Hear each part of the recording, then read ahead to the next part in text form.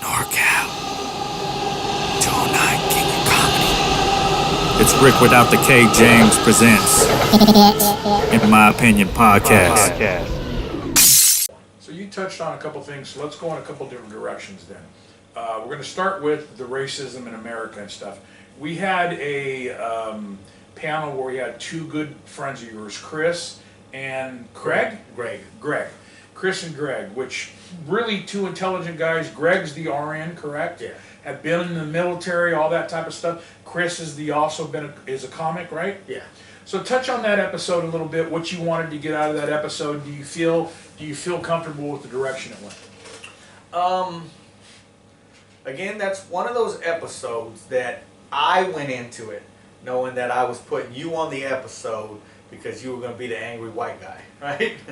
And I tried to on purpose. And I double stacked it with two African Americans, black folk, right? And I did that on purpose, and I'm more than thankful that I did it that way, because I felt like Greg got a little bit upset during the shooting, and Chris wanted to educate the viewer, and and I'm so thankful that I got to see both sides of that. And like I said, when I left that episode, I had personal growth, and I saw certain things that I didn't go into that episode thinking that I was going to see. And one of them was about you, and I think we've talked about this, is I, in my mind, I just thought, oh, well, maybe Ronnie, thinks a certain way because of this or that. And it was kind of more coming out of that episode, knowing that it was ignorance kind of on your side, but not knowing that it was the fact that I feel like certain things like the whole redlining came up, and I knew about it, but then I had to take a step back and be like, because I've looked into it, I've researched it, I've watched movies, I've done other things, and you were like, what is redlining? Huh? Right. Is this a new fucking term? And then especially when Chris broke it down for you, he was like, are you shitting me? There are really things, there's really deeds. And well, see, like from my side, I don't think there's ignorance. I understand everything.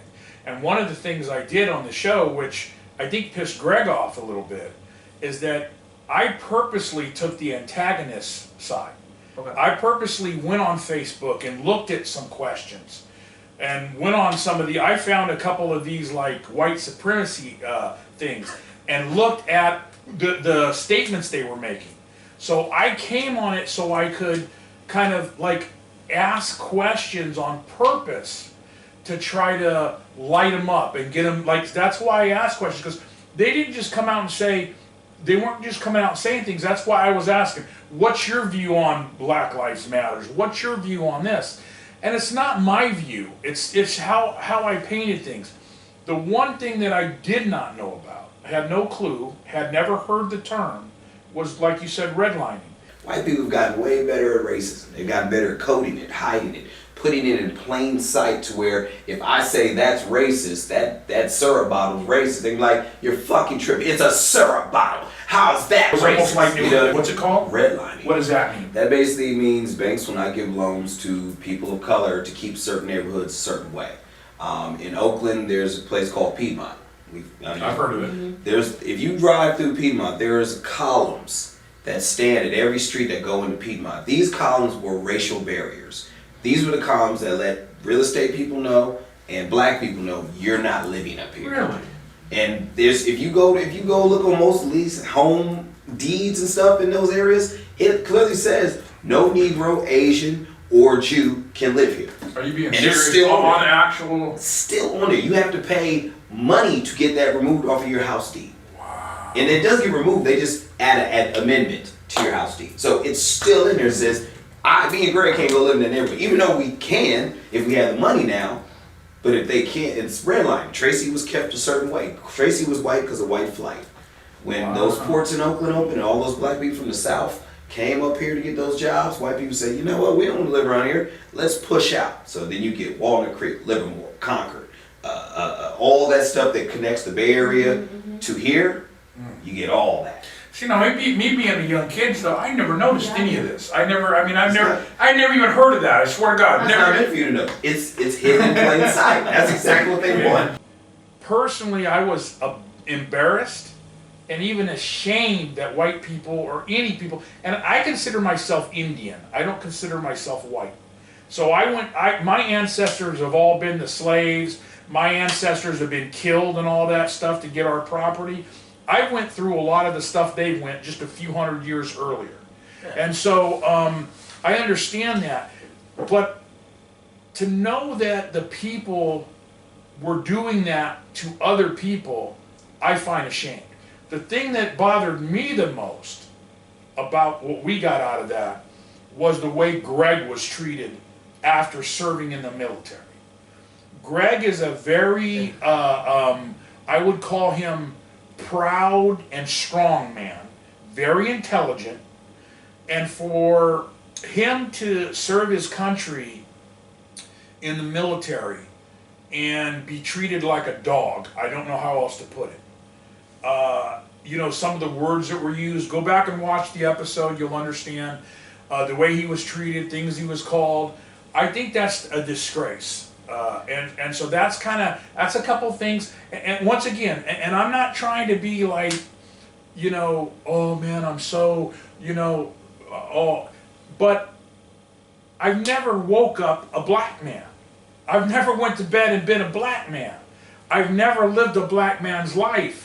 So I didn't know some of those things, and that's the thing that really opened up my eyes, is understanding that's wrong that this has to happen to people.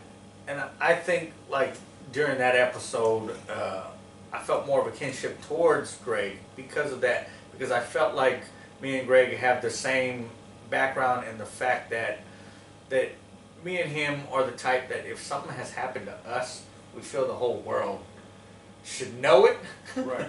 and should feel our pain. And the older I get, the more I realize, just because I got in a car accident doesn't mean you're going to fucking feel the same back pain the next day. Okay. So You bringing this up, this is why I enjoyed Chris so much. I did not expect Chris to be the educator. I expected Chris to be the comedian. I expected Greg to be the educator, where Chris was the one who knew fact after fact and who told great stories about how things happen and the timing and stuff. I learned a lot from Chris. Chris is a person I would love to sit down and talk with for 3 or 4 hours. I'd love to have either one because of them back. Yeah. he was just, and the way he explained things, he understood that some people, how do you know this if you're not taught it? How do you know this if you haven't lived it? Yeah. And I think that was really neat the way Chris came across, from almost an educator standpoint. Like I said, that episode is one of my favorite episodes, and if you go back and look through it, you'll realize that one wasn't clipped up. I think we made 3 clips out of an hour and a half of material, and one of those clips is, I think, 55 minutes long. Well, you threw it up live because you wanted everybody to see it all, right? Yeah, because it was right after the whole George Floyd thing, too, so we try to get out there as soon as possible, which we're hoping to get a little bit better now that we're on the back end of everything. So, but, it was one of those things where I tell people, watch the whole episode. It's a long episode, but you want to watch the whole thing so you can get, because we kept running into one subject to another. So even though we wrote it out as different categories, because it was one subject, we couldn't splice it up, and we're like, fuck it, just keep it all together. So that was cool. And I did feel like I learned a lot. And just learning what someone else is going through sometimes is like, it's like seeing a different side of a view. I look at it from this side in, you look at it from that side in, and we can both be living in the same world, but it's funny how we can see things different. Murphy, main man, Rick James. That's the one you think, the comedian Rick James. Get up. I can't hear my neighbor crying, I can't breathe. Please hit the subscribe button down low so you can see all new clips, all new episodes coming to you.